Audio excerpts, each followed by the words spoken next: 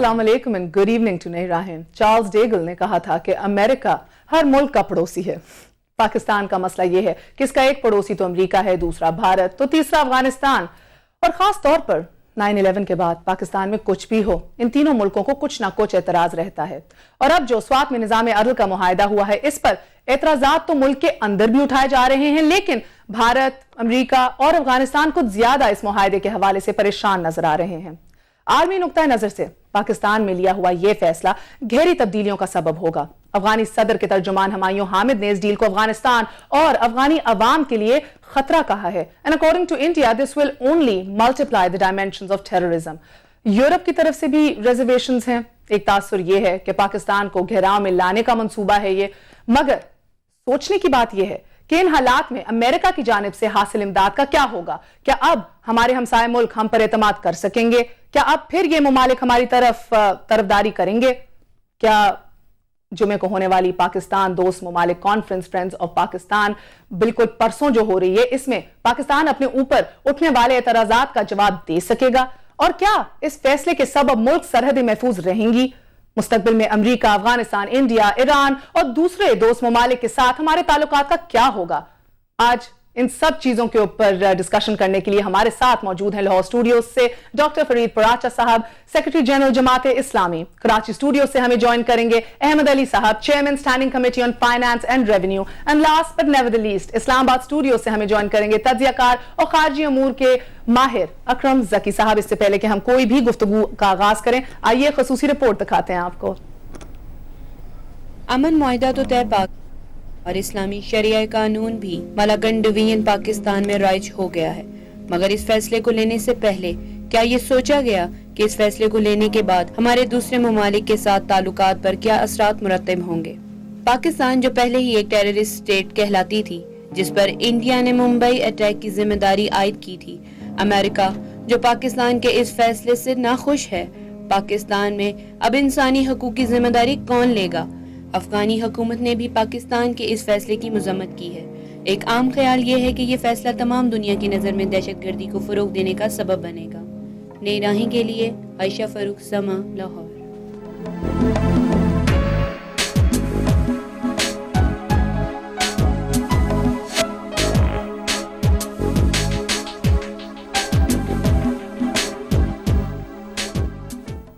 Karachi studios की जानिब चलते हैं। अहमद अली साहब, मुझे ये बताइए कि मैं समझ सकती हूं कि नए और पुराने रेगुलेशंस में कोई वाजिया फर्क नहीं है, सिर्फ इतना कि इस बार इसका निफाज गैर रस्मी अनासर के जरिए होगा जो कि अवामी नुमाइंदगी भी नहीं कर सकते।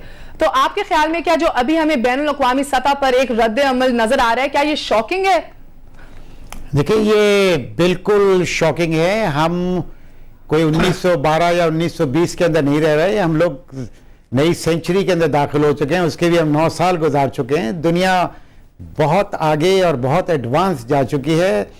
आपके घर को ऊपर से बैठ के वो लोग देख लेते हैं, तो जाहिर है कि ये न्यूज़ बड़ी फास्ट ट्रैवल कर रही हैं। और ये न्यूज़ फास्ट ट्रैवल करने की वजह से ये सब है कि बहुत जल्दी रिएक्शंस आते हैं इसके।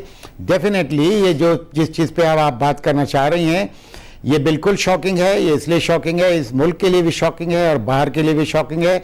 पाकिस्तान को एक लेबल लगा हुआ है जिसको टेररिज्म कहते हैं। वो लेबल आज से नहीं, कई साल से लगा हुआ है, और इसको हमने शायद और ये मोहर लगा दी है कि जनाब हम तो अब एक स्टेट में एक और स्टेट कायम कर रहे हैं जहां शरिया होगी और जहां पे एक सुप्रीम कोर्ट का कानून होगा। अगर यही हालत है तो मैं सिर्फ दुआ ही कर सकता हूं और क्या कह सकता हूं। मैं आपसे पूछना चाहती हूँ अहमद अली साहब, देखिए अब तक तो हमें बैरूनी ताकतों की तरफ से एक हमदर्दी और इमदाद हासिल रही है, मगर अब सवाल यही उठता है कि अब ये बैरूनी ताकतें क्या ये वैसे ही हमारी मदद जारी रखेंगी? मैं कुछ मुख्तलिफ चीजों की तरफ इशारा आपका करना चाहती हूँ। जैसे हाल ही में अभी हमने देखा कि सेनेटर कैरी आए हुए थे, उनने हौसला अफजाई की सूबा सरहद हुकूमत की कि वो हर किस्म की पॉसिबल फाइनेंशियल असिस्टेंस देंगे इंटरनली डिस्प्लेस लोगों की रिहेबिलिटेशन के लिए स्वात में। इसके साथ साथ अगर हम देखें जो प्रोजेक्ट है हमारा रिकंस्ट्रक्शन अपॉर्चुनिटी जोन्स का, ये भी अभी फाइनलाइज नहीं हुआ। And at the same time United states ने हमें कहा है कि वो हमारी मदद करेंगे एजुकेशन और हेल्थ सेक्टर्स में। एंड जिस तरह अभी हम लोग सारे बात कर रहे हैं, इसी टाइम के ऊपर एक कॉम्प्रिहेंसिव डिसीजन भी ली जा रही होगी अमेरिका में as per senator carries promise. और इस हफ्ते साथ साथ ये भी आपको बताती चलूं कि जैसे हमें मालूम है जैक रीड साहब जो हैं member of the committee on armed services, वो इस हफ्ते आ रहे हैं, अगले हफ्ते ہاورڈ برمن آئیں گے جو چیئرمین ہیں ہاؤس فورن افیئرز کمیٹی کے. تو سوال یہی ہے کہ کیا ہم تیار ہیں کہ ہم ان سارے ڈفرینٹ پوزیشنز کو کنفرنٹ کر سکیں, امداد کے حوالے سے ڈفرینٹ پروجیکٹس جو آؤٹ اسٹینڈنگ ہیں؟ سچویشن جو ہے وہ اس وقت بہت کلیئر نہیں ہے. یہ آپ کا کہنا بالکل ٹھیک ہے کہ جو ایڈ دیتے ہیں وہ کنڈیشن ضرور لگاتے ہیں, ان کے اپنے انٹرسٹ ہوتے ہیں جبھی وہ آپ کو ایڈ دیتے ہیں, مگر کب ایسا ان کو محسوس ہونے لگے کہ یہ ایڈ کسی طرح سے مس یوز ہونے لگ رہی ہے تو وہ بالکل اس کے اندر ریسٹرکشن لگاتے ہیں. لیکن میں جو جانتا ہوں فائنینس کے بارے میں, انٹرنیشنل کمٹمنٹس بہت معنی رکھتے ہیں, اور ابھی جو ٹوکیو کانفرنس کی آپ بات کر رہے ہیں وہاں پہ بے شک ڈسکشن ضرور ہوں گی, کچھ کمٹمنٹس بھی ہوں گے, کچھ وہ بھی ہوں گے, لیکن میں نہیں سمجھتا کہ وہ اس موقع پہ کسی قسم کی ایڈ کو نہ دینے کی بات کریں گے. 4 سے 5 بلین تک اسٹیمیٹڈ میرا اپنا ہے جو شاید یہ تو فائنلائز ہو جائے گا, مگر شاید کوئی اور ڈیفیکلٹ کنڈیشن اس کے ساتھ لگ جائے جس کا ہمارے لیے بڑا مشکل ہو جائے گا. مسئلہ یہ نہیں ہے صاحب آپ یہ کیسے کہہ سکتے ہیں کہ وہ ایڈ کو شاید نہ روکیں, بیکاز ہر چیز کے اوپر تو ہم نے ابھی تک کنڈیشنز دیکھی ہیں. اگر ہم بات کریں Pakistan enduring assistance and cooperation enhancement یعنی کہ پیس ایکٹ کی, تو یہ وہ بل ہے جو ہماری ایڈ ٹرپل کرے گا ٹو $1.5 بلین اے ایئر, مگر اس کے ساتھ بھی اتنی مختلف کنڈیشنز لگائی گئی ہیں جس کے اوپر میں تھوڑی دیر میں بھی وضاحت کروں گی. مگر یہ کہنا کہ یہ ایڈ نہیں متاثر ہوگی, تو don't you think that's a little bit of میں نے آپ کو کہا انٹرنیشنل کمٹمنٹس کی بات, یہ ایک انٹرنیشنلی کمٹمنٹ کافی دن سے چل رہا ہے اور یہ پوسٹ پون ہوتا ہوتا یہاں پہنچ گیا ہے. اب یہ بالکل فائنل سٹیج پہ ہے, اس کے pros and cons most probably already decide ہو چکے ہیں, اب تو صرف اس کی ڈیلیبریشن کی بات رہ گئی ہے. تو اب آخری منٹ پہ آ کے کوئی اس قسم کی نارملی ایسا نہیں کرتا کہ وہ آخری منٹ پہ آ کے آپ کو کہہ دے کہ thank you very much please go home, ایسا نہیں ہوتا.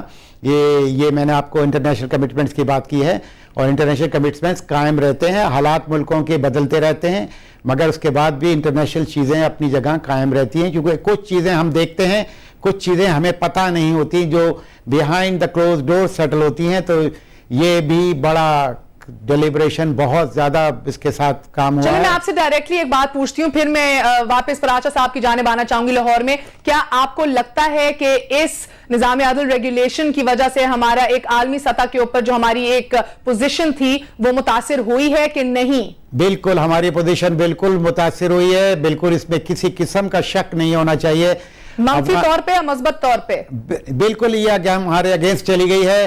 اس کا دیکھیں آپ انڈیا کو دیکھیں, آپ کے اگینسٹ بات کر رہا ہے, افغانستان کر رہا ہے, امریکہ کر رہا ہے, EU. تو ہمیں ان کی باتوں کو کتنا سیریسلی لینا چاہیے؟ اس کو بہت سیریسلی لینا چاہیے. کبھی ایسا نہ دیکھنے میں آیا نہ سننے میں آیا کہ جب ایک ٹیررزم کی وار کے اگینسٹ ایک بہت بڑی طاقتیں دنیا کی لڑ رہی ہیں, انکلوڈنگ آپ کی کنٹری بھی چل رہی ہے, اس کے بیچ میں آپ نے ایک نئی چیز کریٹ کر دی ہے جس کو انہوں نے بہت سیریسلی سوچنا ہے. مجھے تو ڈر لگتا ہے کہ اس سے اور حالات خراب نہ ہو جائیں. جی پراچا صاحب. بسم اللہ الرحمن الرحیم. دیکھیں بات یہ ہے کہ یہ آپ اگر بالکل ہی مرعوب ہو جائیں اور آپ بالکل ہتھیار ڈال دیں اور یہ سمجھنے لگے کہ نہ ہمارا نعوذ باللہ کوئی خدا ہے, نہ ہمارے ملک کے کوئی عوام ہے, نہ ہماری کوئی غیرت ہے, نہ ہماری حمیت ہے, نہ ہم اس ملک کے اندر ایک آزاد حیثیت رکھتے ہیں اس دنیا میں, بلکہ ہمارا خدا نہ خواستہ انداتا بھی امریکہ ہے اور ہم نے جو کچھ بھی دیکھنا ہے ان کی طرف دیکھنا ہے. پاکستان ایک کانسٹیٹیوشن کے تحت چل رہا ہے اور کوئی یہ نہیں پوچھتا جو یہ اعتراض کرنے والے ہیں کہ کانسٹیٹیوشن کے مطابق ایک عدل کا نظام دینا یہ اسٹیٹ کی ذمہ داری ہے. کون اس پہ اعتراض کر سکتا ہے؟ کس کو اعتراض, کیوں اعتراض جو ہے وہ ہو اگر ہم اپنے آئین کے مطابق کر رہے ہیں؟